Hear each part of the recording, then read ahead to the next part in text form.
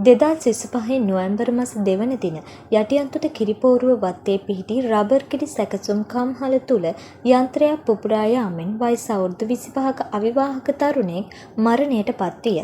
අනතුරින් මරණයට පත් වූ තරුණයා රජනිකාන්ත නම් වූ අතර මෙම සිද්ධිය පිළිබඳ විමසා බැලීමට එහි ගිය අප වාර්තාකරුවන්ට මියගිය අයගේ ඥාතීන් සහ ගම්වාසීන් සමග කතා කිරීමට අවස්ථාව ලැබී ඇත. මියගිය තරුණයාගේ වැඩිමහල් සහෝදර සහෝදරියන් විවාහ වී වෙනම ජීවත් වේ. දිගුකාලීන රෝගීන් වන තම මව සහ පියා මුත්තුකුමාර සුබලක්ෂ්මී සහ වඩිවේල් කාන්ත රූබන් රැකබලා ගනු ලැබුවේ පවුලේ එකම උපයන්නා වූ රජනිකාන්ත විසින් බව ඔවුන් පවසන ලදී. අවමංගල්‍යයේ වියදම් කම්හල් කළමනාකාරීත්වය මගින් දරා තිබෙන අතර වන්දියක් ලබා දෙන බවද පවසා ඇත.